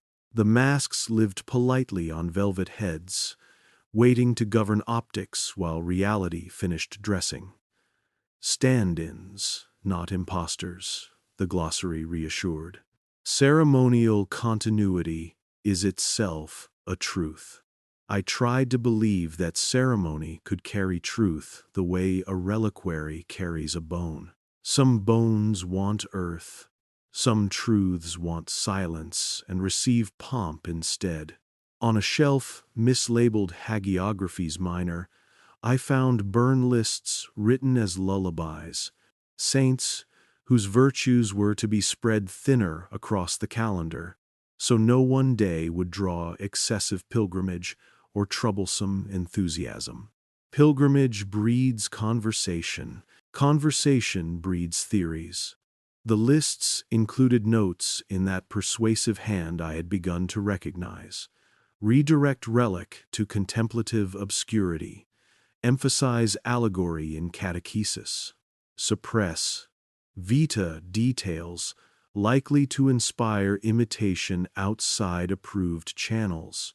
Somewhere far from that ink, a woman lit a candle because her mother had done so, and the flame did its honest work, and neither of them knew the calendar had been asked to sing more softly to them. Memory requires anchors, names, dates, places the mind can moor to. We theologically justified the removal of anchors by promising gentler seas. It works for a while, the way a sedative works. Then a storm comes, and the harbor finds it has no cleats. In the village of my childhood, a procession no longer arrived on its old day. The old men told the young it had always been thus. The young, being good sons, agreed. Agreement is the glue of official memory. It does not ask what the wood remembers underneath. There is also the mirror work, the subtle catechesis of reflection, pronunciations standardized until a name's local flavor, its salt washes out, and with it the particular affection that made the saint belong to a street. We called it pastoral. Pastoral means shepherding. Shepherding means the flock moves where it is pointed and later believes it chose the meadow. IV. Control by fear. Upstairs, the Inquisition had a face the public could moralize about, loud, theatrical, a mask useful to philosophers. Below, fear was an instrument in a velvet case. We applied it like a tonic to a feverish question. Schools were our best labs. Curricula arrived like obedient geese. You slit their bellies and stuffed them with decorum. Children learned that wonder should kneel before it is allowed to speak. By the time they were old enough to sit where I sat, their wonder had the thinnest ankles. It stumbled elegantly whenever a corridor turned. We wrote catechisms that made questions into choreography. When asked X, step to answer Y. When pressed, bow to mystery. When cornered, invoke charity. Charity is a glove that keeps a hand warm while it closes around a throat. I signed my name to one such catechism and felt the pen grow heavier as if ink could weigh shame. The Cruciform hummed its patience. The backward clock practiced contrition on the minute I had tried to keep last week. The pendulums, faithful and tired, imitated gentleness. Discipline was quietest in the places that called themselves pastoral counseling. A boy came to us with a mind too full of corners. We assigned him to the mirror room until his questions learned the courtesy of reflecting back the shape of the answer we had placed behind the glass. He emerged with a saint's pronunciation, perfect as lace, and an aversion to windows that showed more sky than he had expected. "He has been helped," the file said. "Files do not blush. There were darker rooms and brighter ones. The darkest taught you how to love tidy harm. The brightest blinded you to it. You could live a decade between them and call yourself holy or helpful or merely busy. Most of us chose busy. Busyness is the best opiate. It wears a watch. You will want an example that bleeds. I will give you a quiet one." A map came up from a parish school ink and thumbprints. A child's sea, the color of a bruise. The teacher had asked the 7-year-olds to draw their town. One boy drew a church with 2 feast days. He had noticed the shift. He had heard his grandmother say it used to be, and the phrase had curled like steam above the soup. The teacher sent us the drawing with a note. Advise. We issued a pamphlet with illustrations about calendar renewal and the Council of the Heavens. Bible verses selected like tonic herbs, a question and answer section where questions arrived, kneeling. The boy's mother thanked the priest for helping the child feel part of something larger than memory. We filed the drawing in the simplex under minor disturbances. It looked like a flag surrendered before a war. Another. A painter of altar nights wanted to include a new star recently catalogued by a stubborn sky. We accepted his zeal and corrected it gently in restoration. The star became a varnish bubble the parish would learn to love. As an accident, we archived the painter's letter of apology for noticing. On its back, someone in our office had tested a pen. Not all thefts were of things. Some were of positions. We posted explanations to the learned journals. Nothing ferocious, always mild, redirecting scholarship from dangerous novelties toward agreeable vistas. We funded chairs that taught curiosity to accept a rubric. We traded with the Rosicrucians the way fishermen trade. Glances you keep your waters calm, we will keep ours. With the Jesuits, we practiced conversation like chess, the holy game in which both players agree ahead of time how salvation will be spelled that semester. There were nights the prayer faltered, the cruciform's tone thinning like a thread drawn too fast. Those nights the rooms breathed differently. Walls acknowledged their age. We called such hours vigil, and we walked the corridors like men listening for a leak. Once, in winter, the hum faded long enough for me to hear my own blood's untrained rhythm. Panic arrived with the enthusiasm of a stray dog. My mentor placed his hand on the stand, and the prayer resumed like a train re-entering a station it never admitted it left. "Even obedience sleeps," he said. "We wake it kindly." He did not notice the metaphor's teeth. I kept notes I was not supposed to keep. They were not proofs. They were postures, the angle of a candle's flame on the night a saint lost his name, the new shyness in a widow's eyes, the year her anniversary moved without telling her, the taste of a lemon in the annex that had forgotten it was once a fruit. My notes were a museum of almosts. Almosts do not survive downstairs. They fade like the older hand beneath a palimpsest. You must hold them to an oblique light and beg them not to behave. What is the point of telling you this if you are trying to sleep?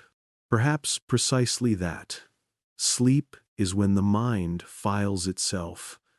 I do not want to keep you awake with rage. Rage is a knife that cuts the hand that holds it. I want to place in your pocket a paperweight heavy enough that your papers do not slide when someone opens a window. A name, a date, a story your grandmother told that does not match the textbook. Keep them near. When the schedule changes and calls it kindness, ask for the receipt. People like to say the church, any church, is the memory of a people. I served where the memory was edited for the good of souls. I do not contest the good.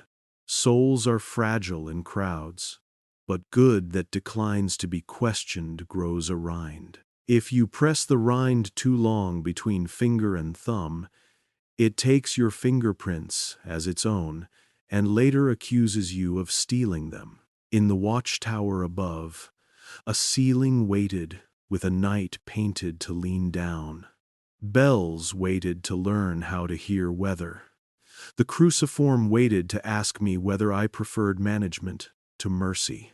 Management rehearses. Mercy interrupts. I had rehearsed obedience to the point I could hum along with the clock's apology. I had not yet permitted interruption to try its voice. Before we left the annex that last evening of winter, my mentor placed a small index card on the table between us. It authorized the next alignment dates and rubrics and the choreography of consolation. Its blank side looked purer than the printed one. I stared and felt a wish move in me like a fish under ice. I could burn it, I thought, or misfile it, or forget it in my sleeve. The prayer noticed the thought and smoothed it gently until it resembled cooperation. Behind my teeth, I kept the uncooperative shape anyway. It felt like a seed. Seeds do not argue with winter. They remember spring on faith. We walked out into the corridor, where the walls carried the polite perfumes of lemon and old wool. The backward clock downstairs rehearsed its next apology. Somewhere, a child learned the new date for a procession, and did not like it and could not say why. Somewhere, a painter sighed and painted a sky with one fewer star and told himself the composition was cleaner. Somewhere, a widow lit her candle a day late and felt the grief arrive on time anyway and blamed herself for not looking at the calendar more carefully. Tidy harm, everywhere, with perfect manners. Theft is an ugly word. Downstairs preferred care. Care is a word that forgives itself midday naps and elegant lies. Call it what you like. When a name is removed, when a date is persuaded, when a discovery is baptized until it forgets to ask for lab notes, something is taken. In the balance, they might tell you, something is given back. Continuity, peace, the sober gift of not too much wonder. Perhaps, but peace that requires amnesia is only sleep in a room with the windows nailed shut. If you are drowsing, let yourself drift. Keep one finger in the page. I will keep reading aloud to the room until your breath agrees with itself again.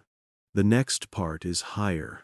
We will climb to the watchtower, where the ceiling's painted night has learned to eavesdrop, where bells quiver to weather like nerves to rumor, where the cruciform asks for a clause I have not signed. There, the thefts will stop pretending to be housekeeping. There, I will learn the price of an endless prayer. It never allows a question to finish forming. And there, though not tonight, I will let a question finish, even if I must teach my breath to disobey to do it. The stair to the watchtower pretended to be narrower than it was, as if the building wished to vet each intention before it arrived at altitude. A draft rose with the calm entitlement of weather that had signed the guest book. The door at the top was iron, pretending to be velvet. It yielded without complaint, and then insisted on remembering the shape of my hand. The ceiling had been painted with a night that did not remain in its frame. Stars leaned down the walls as if their light were tired of the long commute. In the center stood the stand of hammered silver, its base shaped like 6 petals widened into a shallow crown, the crystal cruciform seated where a king would not dare sit. Around it, a ring of Eucharistic bells wired to nothing. Their mouths were open, as if listening for a weather only metal understands. I had learned the 6 steps by then, the way you learn the order of a liturgy you can no longer hear without your lips moving. My mentor joined me with the careful cheer of a man who never arrives early enough to be surprised or late enough to be blamed. He set the small index card on the lectern beside the stand, face up, its choreography printed in a hand so even you could lay a ruler over the patience. "Begin," he said, which is how all long obediences are introduced, as if they were a single step requiring no knees. Step 1. Attune. You fix your eyes on the cruciform until its inner cross splits into 4 fainter crosses that appear not in the glass, but in the place behind the eyes where attention hums. The room dimmed in the courteous way rooms do when they know better. The lamps adjusted their breath so the glass could think. Light behaved as if it had found an altar. Then it knelt. The prayer woke without waking. That is its better trick. It did not announce itself. It discovered which part of my breath had forgotten to be claimed, and wrapped itself there. If you have ever woken before your body does, and watched your hand consider you from a distance, you know the posture of my lungs. I counted without deciding to count, and the count did not belong to me. A minute wanted to leave the room. The backward clock downstairs reached its gentle apology in advance. Step 2. Convene. He spoke the names of councils like a man unlocking a series of steady doors. Nicaea confessed. Trent rehearsed. A gathering that never occurred was permitted to occur in the ledger so that continuity would not wake and ask for proof. Each name was a rung. The prayer found them and ran a rosary through them. Beads accept their order as long as the thread holds. Step 3. Confess, not sins, anomalies. He recited a litany of yesterdays that had refused to take instruction. A feast that drifted toward harvest and refused to drift back. A saint deleted, whose candles rebelled and pooled thickly anyway. A painter's sky with one disobedient star. A physicist whose proof insisted on replacing veneration with method. A ledger that stopped in 912 and resumed in 1054 with a smile that did not reach its eyes. Each confession arrived as a small weather front. The bells trembled once, not rung, but acknowledging that news had entered the room. Step 4. Align. His hand rested on the watchful brass dial, connected to nothing sacred and everything procedural. I felt the prayer step through me the way a midwife steps through a room that has forgotten it is a body.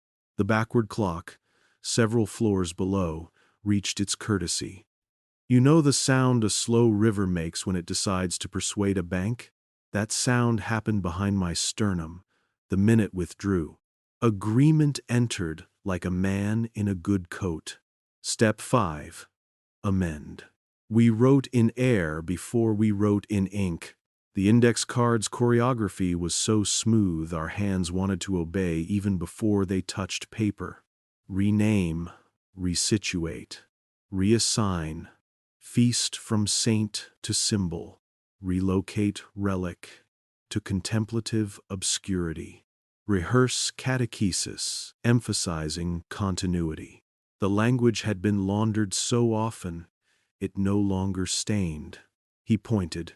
I nodded. The bells quivered as if hearing winter prepare its teeth and deciding to hum to keep blood honest. Step 6. Ascent. He waited. I was to say the line, the way a layperson speaks the Amen and discovers too late that he has just signed a contract with the air. Let memory be arranged for the good of souls. The prayer rose for it the way wheat rises toward a hand. I opened my mouth and found it full of the room. But the 7th step had been waiting in the margin all along. It is not written. It is what the Cruciform asks once it knows you can hear it. It filled, not with light, but with something light used to be before it agreed to be visible. The facets, if that word belongs here, held the lamps in obedient fragments, and then bent them into lines that ran through my hands and out of me like rivers instructed to find the sea more efficiently. The bells around the stand quivered without moving, as if sound had been assigned to them by an administrator. In that re-angled light, the ceiling's painted sky leaned down and whispered a proof I am not supposed to repeat, that representations grow hungry, and the hunger favors the represented. Stars painted as obedience become obedient. Names inscribed as continuity continue, even when their bodies decline. If a council exists long enough on paper, somewhere a room will be found to have hosted it. The Cruciform did not speak words. It proposed grammar. The grammar set is where the world had merely managed seams. The prayer swelled. My pulse accepted instruction, my breath rehearsed. I saw is still the wrong verb. The mind has an eyelid, a square at noon that never happened. The pigeons were punctual for a bell whose noon had been moved for convenience. The people kept their agreements without the sun's consent. A widow's anniversary slid one notch, and her grief, well trained, followed the page and arrived a day late. Her neighbors didn't come with bread because their calendars were dutiful and her sorrow was impolite. A painter removed a star and taught himself to love the composition's cleanliness. A physicist laced roses to proofs in a garden where bees performed the footnotes. A child's procession learned a new day and grew up believing the street had always carried festivity on that beat. None of it bled, all of it obeyed. The bells found a single tone between them, thin as a hair drawn across a violin. My mentor nodded. Ascent, he prompted, with the fatherly relief of a craftsman whose apprentice is about to stop needing correction. I carried the line into my mouth and set it on my tongue like a wafer. Then it changed shape. I do not know if I changed it or if it changed itself, using me as a grammar. The prayer pressed, and I divided the sentence the way a surgeon divides a sentence when the patient is the sentence's conscience. Let memory be arranged, I could not finish for the good of souls. Good without question is a kind of theft. Souls without consent become furniture. I did not say the line. The room noticed. The bells trembled with the professional disappointment of instruments deprived of rehearsal. The Cruciform increased its gravity, not weight, belonging so that the stand seemed the only country it recognized. Light held its kneeling, as if embarrassed to be seen wavering. Do not dramatize, my mentor said, not unkindly. Mercy dislikes delay. He meant proceed. He meant do not invite the floor to overhear dissent. I should have been obedient. Obedience is a deep chair. After enough years, your back fits it without remembering the first ache. Instead, I reached, not for the Cruciform, which belongs to rooms, but for the index card. Its blank side was a small field of snow. I saw the 6 steps printed in a hand that had bathed, shaved, and put on a tie. I saw a 7th step reflected on the lamp's glass, the way a ghost chooses a window assent without remainder. That is the phrase they never print. Remainder. The part of a person that declines. Arithmetic. I held the card near the lamp. Paper tells you when it is about to quit. The heat turned its edges the color of theology. The letters curled like crust on milk. A bell tittered, an involuntary sound, and then the whole ring stilled the way an audience stills when someone has walked into the wrong paragraph on stage. Stop, he said, which is a small word until hierarchy throws its weight behind it. He did not move. He did not need to. The room is the enforcement. The air tightened the way a throat does when a prayer expects to be obeyed. I should have apologized to the climate. Instead, I set the corner of the card to the flame and watched the choreography learn humility. Ink went soft, then shy, then undid itself. The prayer pushed hard enough to make the bones behind my ears complain. The backward clock downstairs flinched just once, like an animal disturbed in its sleep. Something else moved then. Not my hand and not his. Call it the remainder. Call it the untrained minute I had tried to keep in the room for weeks. It took a breath that did not match the count and did not apologize for the mismatch. The cruciform did not dim. It does not stoop to verge. It focused. The lines of light that had entered me sharpened to threads, then to wires, then to strings you might tune. For a moment I was an instrument, and the player was a theology that had forgotten it was once a story. The sound it made was agreement. I refused to be well-tuned. When the card burned enough to be called past, I dropped what remained into the small brass tray intended for something holier than ash. The bells quivered and kept their mouths closed. My mentor exhaled a syllable I had never heard him use. The ceiling's painted night seemed to press its ear to the floorboards as if the real sky were curious. Assent, he said again, but softer, as if asking me to share a coat in rain. I almost did.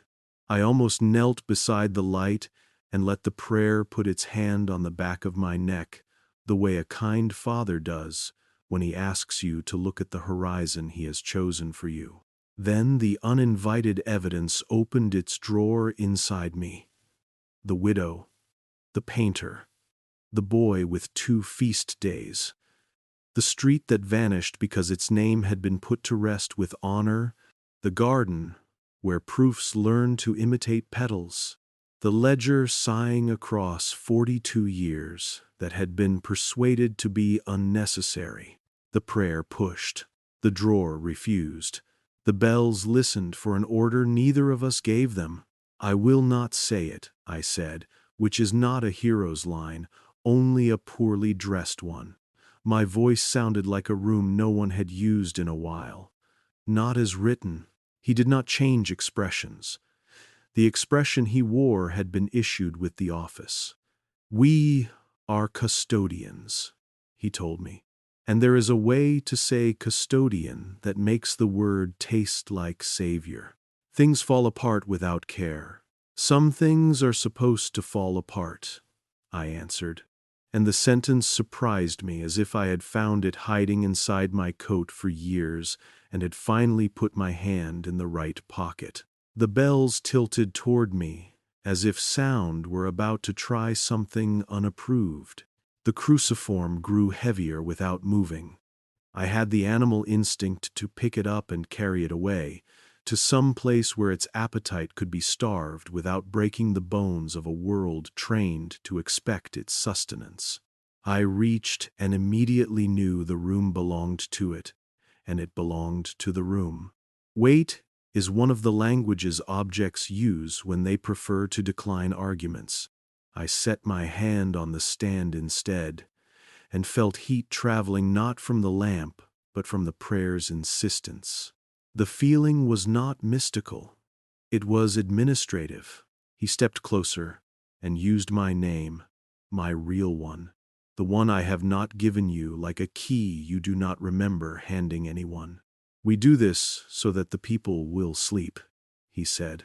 They cannot be asked to carry every question to the river. Sleep is mercy. Sleep is mercy, I agreed. But sleep that cannot wake is management. The bells made their hairline tone again. The painted knight watched the room the way a parent watches a child decide how to spend the gift money. You will say the line, he said, which is how a man tells you a bridge is still there when you can see the river has taken it. He believed the bridge more than the river. Many do. Authority teaches its custodians to trust structures. There is a piety to scaffolding. I did not argue. Arguments are windy. I offered something smaller and more durable. I will change one word, I said. I will put a comma in the place the prayer forbids. I will refuse assent without remainder. I said it not loudly, but so the bells would think to remember. The prayer pressed my throat politely. My lungs preferred air. Then I spoke. Let memory be arranged and questioned for the good of souls. The "and" is treason to a machine. Machines need, therefore, they abhor, and the bells rang themselves. Not loud fact loud, not scandal loud. The tone arrived clean, and then fled to the rafters, where the painted constellations learned quickly not to echo. The backward clock fetched itself a reprimand from its own hand. The minute that would have been retrieved stayed. A mercy or a clerical error. I will not pretend to know the difference. Bureaucracies train you to treat both with the same careful smile. My mentor shook his head not in anger, in pity, the last shelter of authority that has found disobedience tasteful and is ashamed to admit it. You are tired, he said. This will pass. You will sleep. We will try again. Sleep as solvent, rehearsal as cure. He reached for the cruciform to still it, a ridiculous gesture that had always worked. Objects obey the hands that love them with the right religion. This time, it did not still. It did not rebel either. It proceeded without him. The lines of light planned their exits across the room and folded themselves away. The prayer fell to a quieter count, not sulking, calculating. The bells' mouths relaxed into their usual expressiveness of metal. The ceiling remembered it was paint. The stand cooled. He placed his hand on the glass, as though checking a child for fever. Finding none, he shook his head at me as a man might do when a pupil misreads a word and insists on the misreading, not from pride, but from a stubborn romance with meaning. It will be written up as a hesitation, he said gently, not a refusal. We will schedule consolation in the lower wards. We will marry the adjustment to a charitable distribution. Next time, the sentence will be easier to say. He left the index card's ash where it lay and smoothed it with 2 fingers the way you stroke the flank of an animal that might yet be tamed. He put the bells to order with a small twist that made them all agree they had enjoyed the evening. He did not look at me again until the door. When he did, the expression chose mercy. Mercy is a convincer. It asks you to apologize for the bruise the chain avoided by becoming silk. We descended in a quiet that did not invite speech. The corridor welcomed us with the lemon and wool breath of rooms that prefer tidy hours. The backward clock resumed its good manners and retrieved a different minute, a safe one, a minute so agreeable it waved from the threshold as if grateful for rescue. Somewhere above, noon, happened again, its chosen version. Someone ate in the correct place at the correct time and told himself the day was legible. Someone wrote a date that would not argue back. Someone stood in front of a mirror and practiced a name until the face agreed. Back in my cell, I closed my eyes and saw the comma I had smuggled into the sentence. This is a ridiculous image, but minds are ridiculous when they are not busy keeping their owners alive.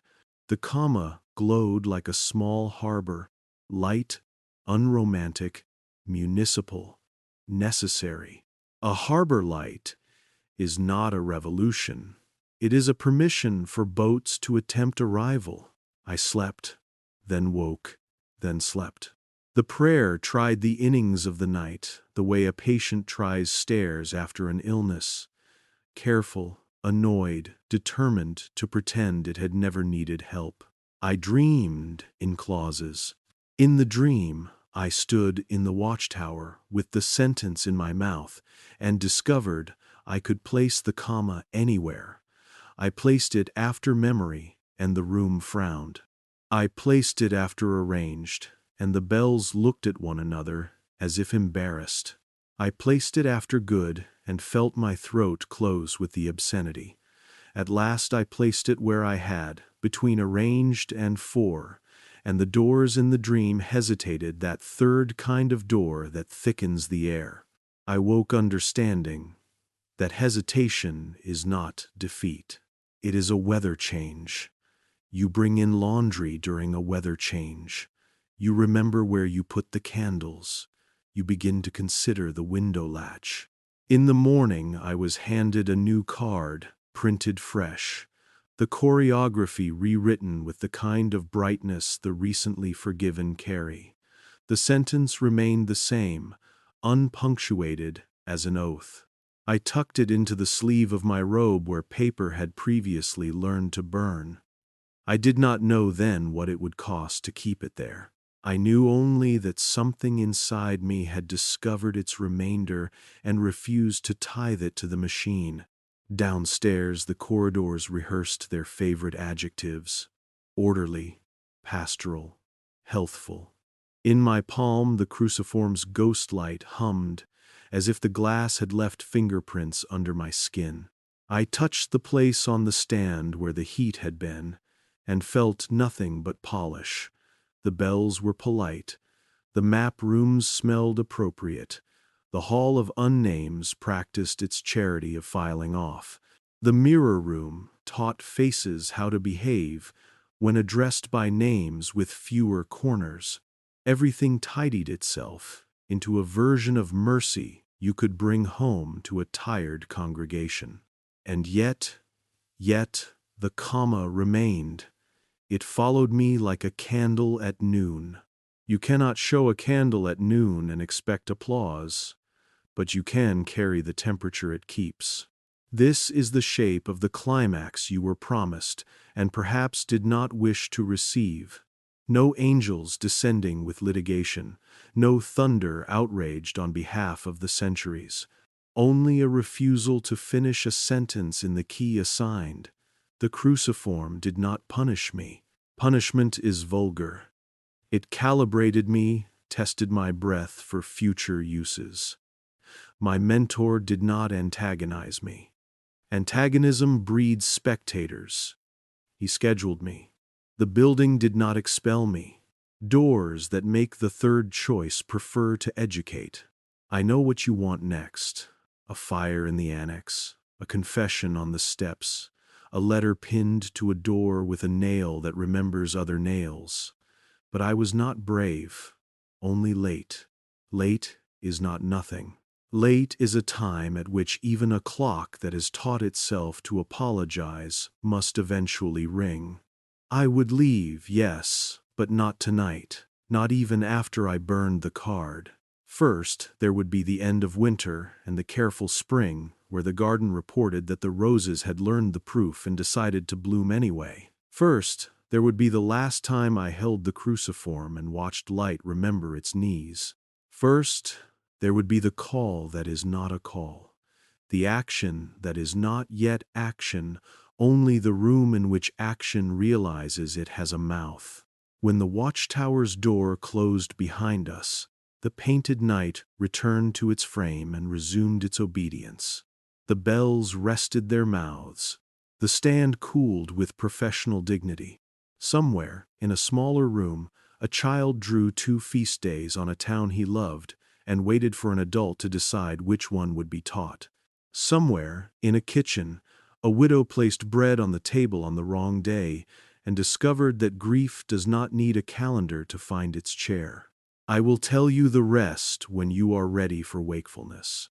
Not the kind that scolds sleep, but the kind that remembers where it put the questions. There is one chapter left.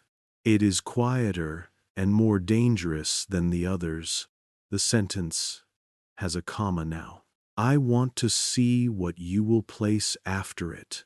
I am not asking you to hate. Hate is a fast match. It brightens your hands and leaves the room as dark as it was.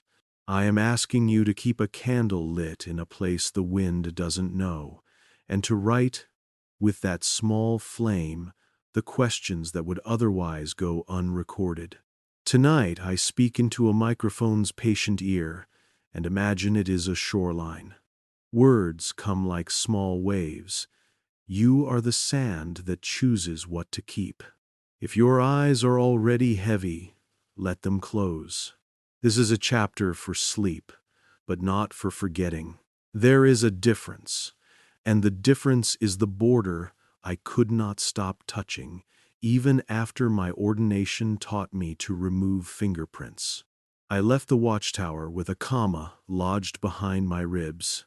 It was not dramatic. It was anatomical. When I breathed, the comma breathed too. It had the dull glow of a municipal lamp, unassuming, tax-funded, and, at 2 a.m, the only reason a stranger makes it safely home. That comma was where the sentence of my obedience broke and learned to take a breath on its own. The days that followed pretended to be ordinary.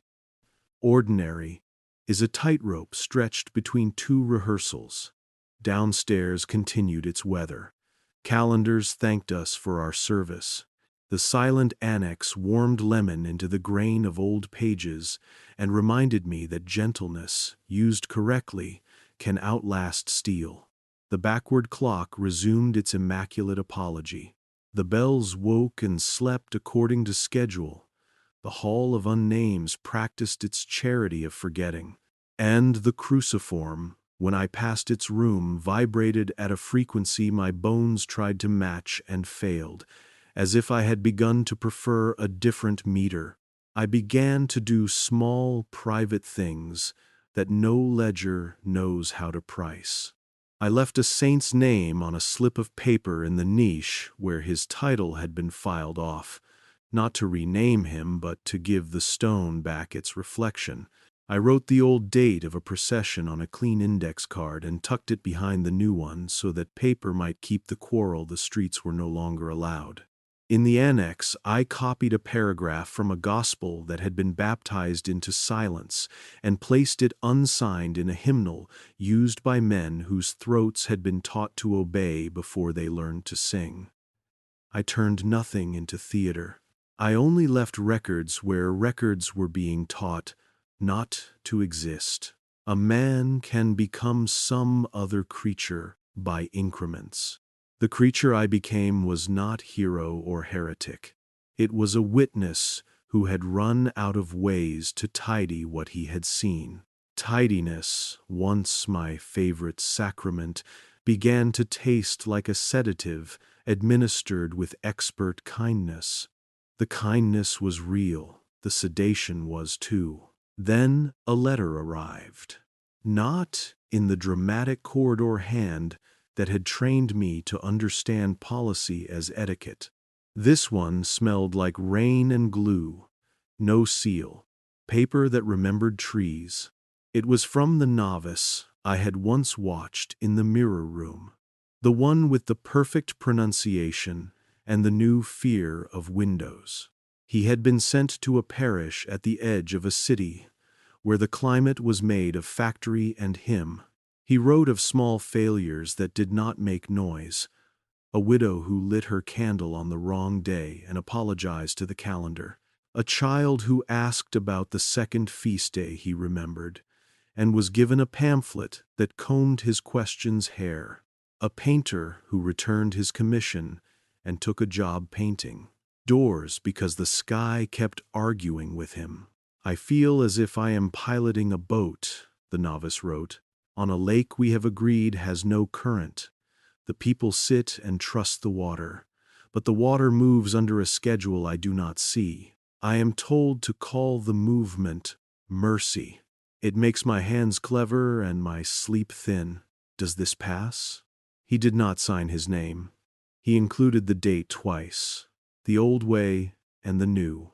The old date fit a memory of his mother's kitchen. The new fit everything else.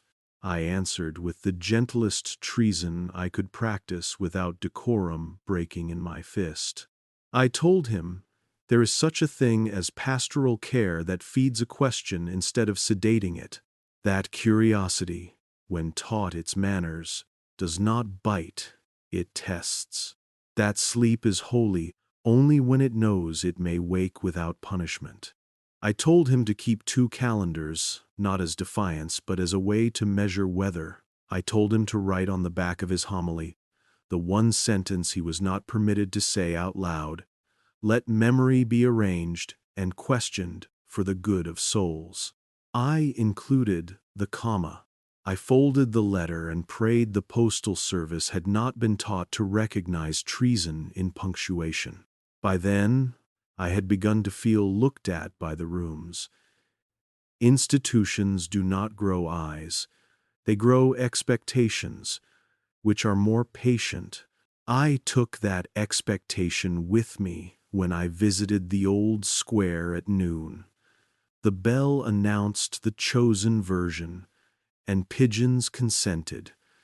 People carried their lunches as if the day had been prepared just for this. It had. I stood against a wall that remembered the previous noon and watched the air shrug. A woman frowned at the clock, and then adjusted her smile to fit its instruction. She will never think of that moment again, I told myself. She does not need to. The adjustment was elegant. I went to see the roses. The physicist's garden was looked after by a man with a chest like a bookcase and a weathered reverence for names. Every bush wore a small plaque: Latin, common, local, the nickname grandmothers use, that makes a flower. Remember, it is food for memory. We walked among the proofs and their petals. He spoke of pruning with the patience of a teacher who has forgiven the year its mistakes. Roses answer to time, he said cheerfully, but they keep their own clock. That is why you must watch them, not your watch. He laughed at his own wisdom and didn't know it was medicine. I touched a thorn and bled just enough to learn that proof and petal are cousins when rain is due. Leaving the garden, I passed a school. Children were being taught the calendar by a teacher who knew how to turn pages like weather. On the board, the month wore its squares like teeth. 2 squares had been moved, as protocol demanded, and the teacher's chalk rehearsed its story about equinox and obedience. A boy raised his hand and said something I could not hear. The teacher smiled, the way adults smile when they fear a child's accuracy. She shook her head no. No, we do not say it used to be. We say it is. The boy put his hand down. His face practiced forgetting. Practice makes perfect. I tell you these little scenes because they are the fibers of a larger cloth.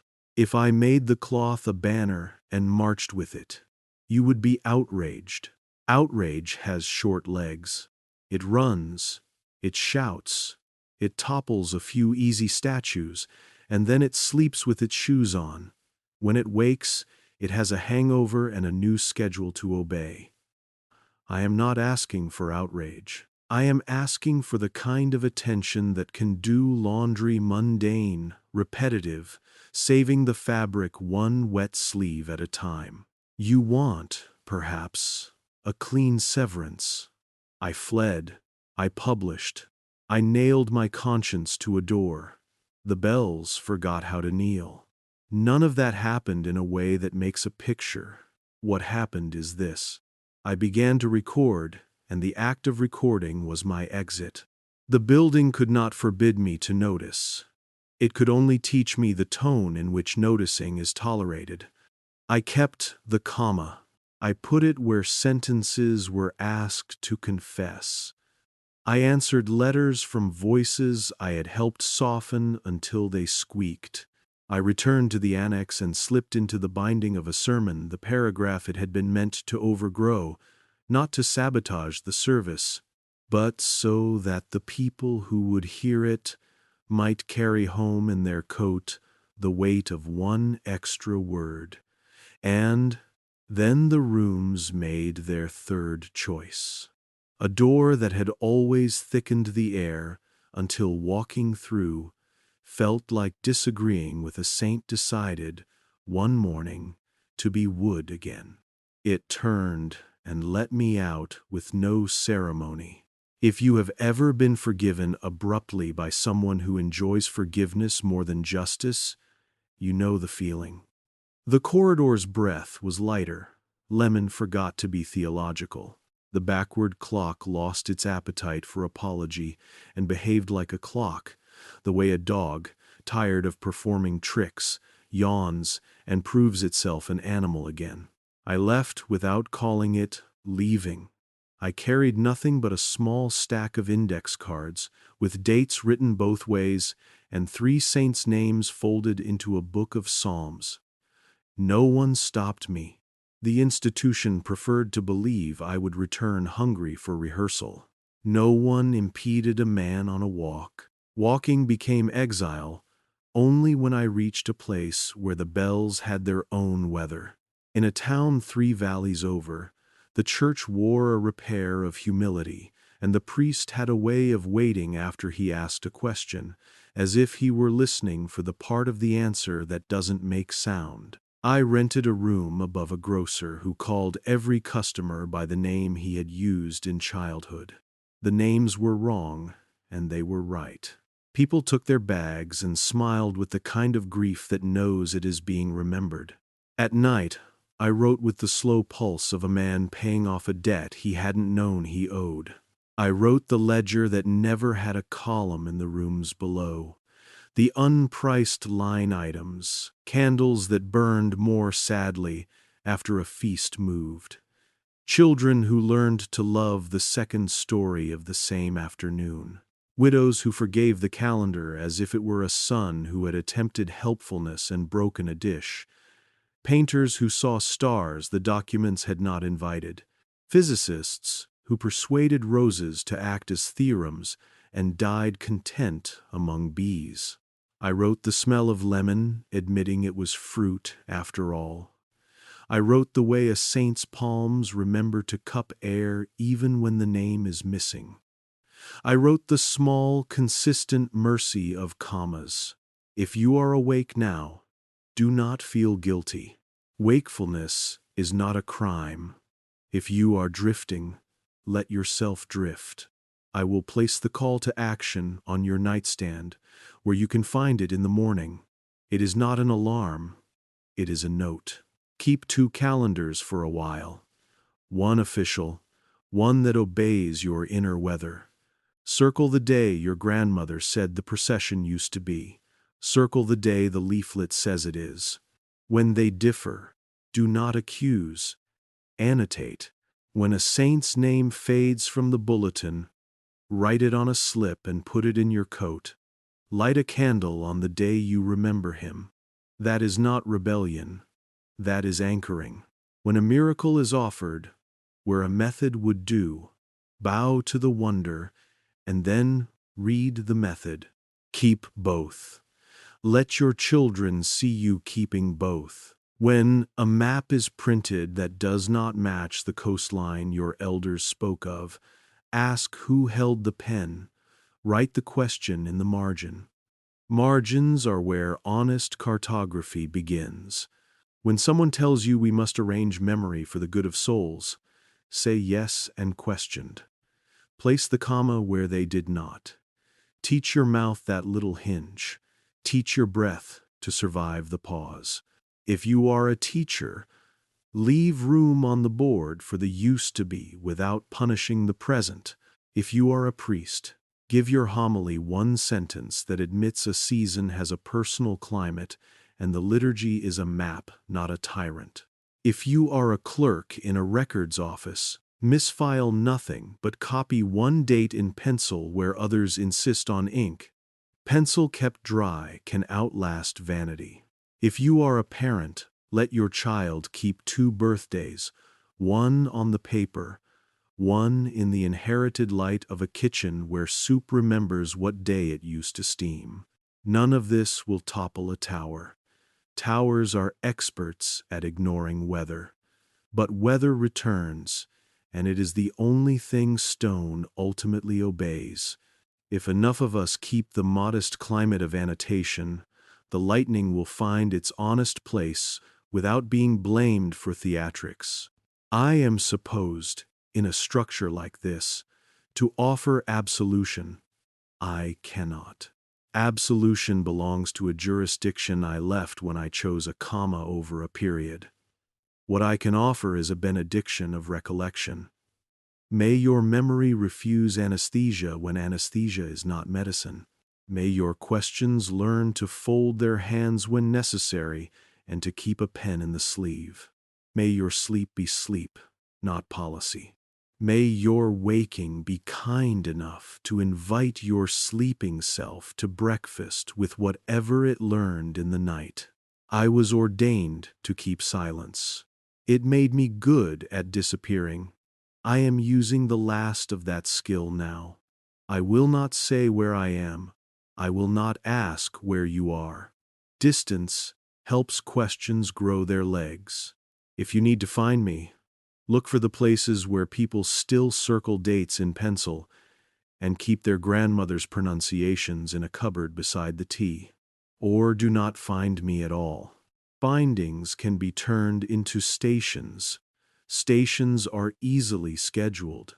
Keep the unscheduled places, the unscheduled names, the unscheduled heavens, in which new stars still appear when they want to.